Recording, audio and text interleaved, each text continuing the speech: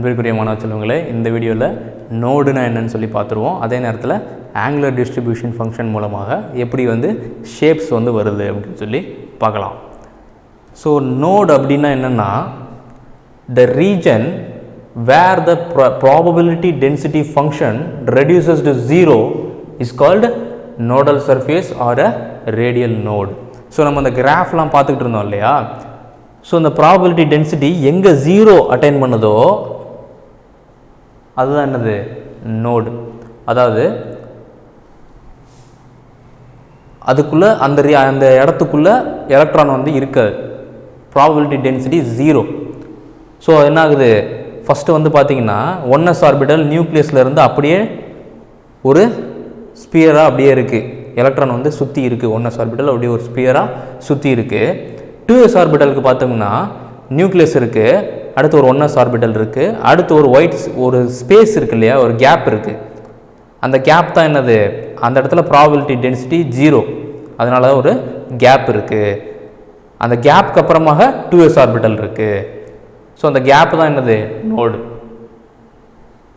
the region where the probability density function reduces to 0, அந்த இடத்துல electron அது இருக்காது, probability density 0 is called nodal surface or a radial node. So இது radial node னா என்னென்னா இதை தான் எழுதணும். So in general it has been found that ns orbital has n-1 node.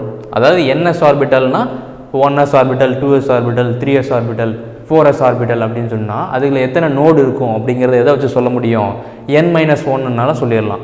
So n-1னா என்ன அர்த்தம், இப்போ 1s ஆர்பிட்டல்னு வச்சுக்கோமே, என்னோட வேல்யூ 1. ஸோ 1 - 1 0 நோட்ஸ், அதில் நோடே கிடையாது. இப்போ 2s ஆர்பிட்டல்னா 2 - 1, ஸோ அதில் எத்தனை நோடு, ஒரு நோடு இருக்கும். 3s ஆர்பிட்டல்னா 3 - 1, so 2 notes. அதான் என்னது, 2s orbital is 1 and 3s orbital is 2 and so on. இப்போ 4s ஆர்பிட்டல்னா 4 - 1 3 நோடு இருக்கும், அதில் 3 கேப் விட்டு அடுத்து 4s ஆர்பிட்டல் இருக்கும்.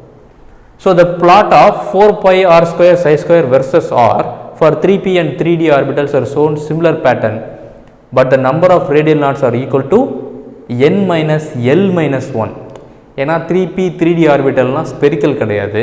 ஸோ நோடு எப்படி வேரி ஆகும் அப்படிங்கிறது என்னது, n - l - 1 பொறுத்து இருக்குது. என்னங்கிறது பிரின்சிபல் குவாண்டம் நம்பர், எல்லுங்கிறது azimuthal quantum number. So n - l - 1 பொறுத்து தான் 3p 3d ஆர்பிட்டல்ஸ்க்கெல்லாம் நோடு எவ்வளோ இருக்குன்னு சொல்ல முடியும். So s ஆர்பிட்டல்னா n - 1, 3p 3d இந்த மாதிரி p ஆர்பிட்டல் d ஆர்பிட்டலுக்குலாம் என்னது n - l - 1.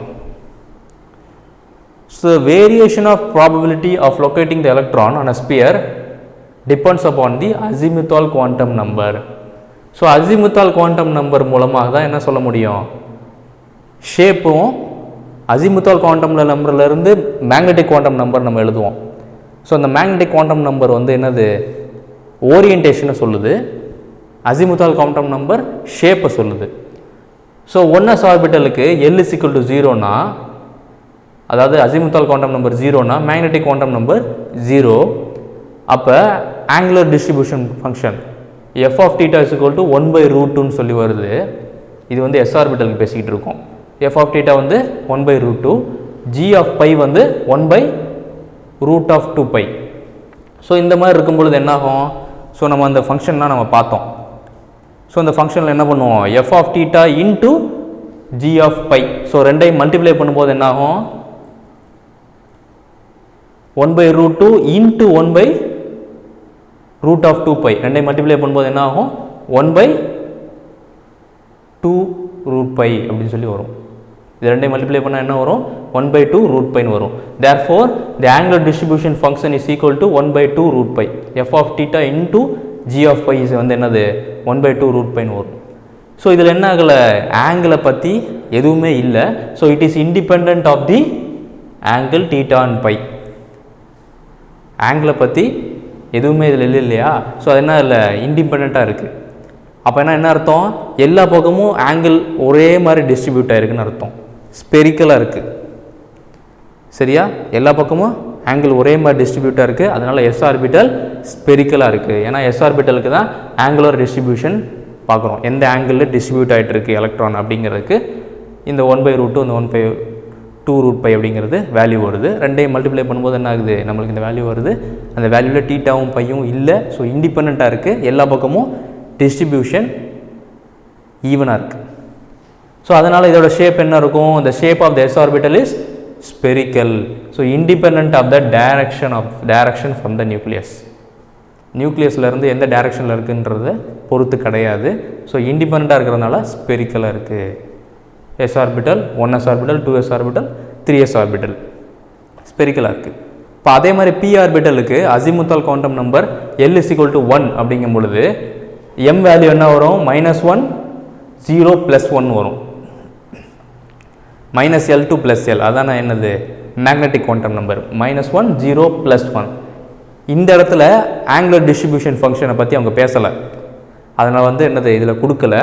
அதுக்கு என்ன சொல்லிட்டாங்க, இந்த -1 0 +1 இருக்கு இல்லையா, அந்த மேக்னெட்டிக் குவாண்டம் நம்பரை பொறுத்து தான் என்ன ஆகுது, அதோட ஷேப், அதோட அசிமுத்தால் குவாண்டம் நம்பரை பொறுத்து ஷேப்பும் மேக்னெட்டிக் குவாண்டம் நம்பரை பொறுத்து அதோட ஓரியன்டேஷன் எந்த அந்த ஷேப் எந்த மாதிரி சாஞ்சு இருக்குது அப்படிங்கிறத சொல்லுது.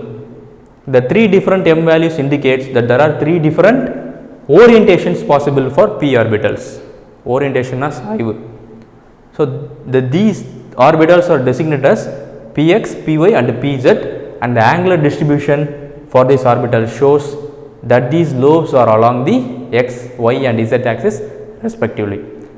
x and y z axisல எப்படி டிஸ்ட்ரிபியூட் ஆயிருக்கு அப்படிங்கிறது, எந்த மாதிரி ஓரியன்டேஷனில் டிஸ்ட்ரிபியூட் ஆயிருக்கு அப்படிங்கிறது வருது. அதே நேரத்தில் p ஆர்பிட்டல்ஸ்க்கு வந்து ஒரே ஒரு நோடல் பிளேன் தான் இருக்கும். ஸோ இந்த மாதிரி ஒரு நோடல் பிளேன் இங்கே வந்து எக்ஸ் ஒய் இசட் இருக்குது. இங்கே எக்ஸ் ஒய் இசட் இருக்கும் பொழுது இப்படி ஒன்று இருக்குது. இதில் வந்து என்ன ஆகுது, இப்படி இருக்குது. இன்னும் வந்து மேலேயும் கீழே இருக்குது. ஸோ இது வந்து 2pz, இது 2py, 2px. ஸோ என்ன ஆகுது, எல்லா பக்கமும் ஒரே நோடல் பிளேன் தான் இருக்குது. சரியா? ஸோ அசிமுத்தால் குவாண்டம் நம்பரை வச்சு ஷேப் வந்து டிட்டர்மைன் பண்ணுறாங்க. மேக்னெட்டிக் குவாண்டம் நம்பரை பொறுத்து அந்த ஷேப் எந்த ஓரியன்டேஷனில் இருக்குது, எந்த சாய்வில் இருக்குது அப்படிங்கிறத சொல்கிறாங்க. ஸோ அதே மாதிரி டி ஆர்பிட்டலுக்கு பார்த்தோம்னா அசிமுத்தால் குவாண்டம் நம்பர் L வந்து 2ங்கும் பொழுது magnetic quantum number -L2 + L. So -2லேருந்து +2 வரைக்கும் டிஸ்ட்ரிபியூட் ஆகும். ஸோ எத்தனை ஓரியன்டேஷன் இருக்குது, 5 ஓரியன்டேஷன் இருக்குது. So shape of the D orbital looks like a flower leaf. ஒரு ஃப்ளவர் லீஃப் மாதிரி டிஸ்ட்ரிபியூட் ஆகிருக்கு. ஸோ என்னாகும், so 3D orbitals contain 2 nodal planes. p ஆர்பிட்டலுக்கு ஒரு நோடல் பிளேன், d ஆர்பிட்டலுக்கு 2 நோடல் பிளேன்ஸ். ஸோ எப்படி டிஸ்ட்ரிபியூட் ஆகுதுன்னு பாருங்கள். ஸோ இந்த மாதிரி ஒரு ஆக்சிஸ், இந்த மாதிரி ஒரு ஆக்சிஸ், எல்லா பக்கமும் ஒரு ஃப்ளவர் லீஃப் மாதிரி டிஸ்ட்ரிபியூட் ஆகிருக்கு. ஓகே, என்னது 3dxy, 3dxz, 3dyz, இந்த மாதிரி எலக்ட்ரான் எல்லா பக்கமும் டிஸ்ட்ரிபியூட் ஆகிருக்கு. அதே மாதிரி f ஆர்பிட்டலுக்கு அசிமுத்தால் குவாண்டம் நம்பர் L 3னா மேக்னெட்டிக் குவாண்டம் நம்பர் -3லேருந்து +3 வரைக்கும் இருக்கும். ஸோ அதனால் எத்தனை ஓரியன்டேஷன், 7 ஓரியன்டேஷன். ஸோ 7 ஓரியன்டேஷன்னா 7 விதமான டிஸ்ட்ரிபியூஷன் இருக்குது. எலக்ட்ரானோட டிஸ்ட்ரிபியூஷன் 7 விதமாக இந்த மாதிரி ஆக்சிஸில் டிஸ்ட்ரிபியூட் ஆகிருக்கு. ஓகே, ஸோ இதில் எத்தனை நோடல் பிளேன்ஸ் இருக்குது, there are 3 nodal planes in the f orbitals.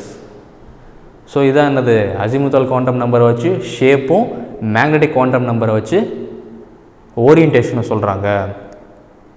s ஆர்பிட்டலுக்கு மட்டும் ஆங்குலர் டிஸ்ட்ரிபியூஷன் ஃபங்க்ஷன் கொடுத்துருக்காங்க. p ஆர்பிட்டல், d ஆர்பிட்டல், f ஆர்பிட்டலுக்கு ஆங்குலர் டிஸ்ட்ரிபியூஷன் ஃபங்க்ஷன் கொடுக்கல. எந்த ஆங்கிளில் இருக்குது அப்படிங்கிறத பற்றிலாம் கொடுக்கல. ஸோ இந்த வீடியோவில் உங்களுக்கு சொன்ன விஷயங்கள்லாம் புரிஞ்சிருக்குன்னு நினைக்கிறேன். வேறு ஏதாவது டவுட் இருந்தாலும் கீழே கமெண்ட் செக்ஷனில் போடுங்க. தேங்க்ஸ் ஃபார் வாட்சிங் ஸ்டூடெண்ட்ஸ்.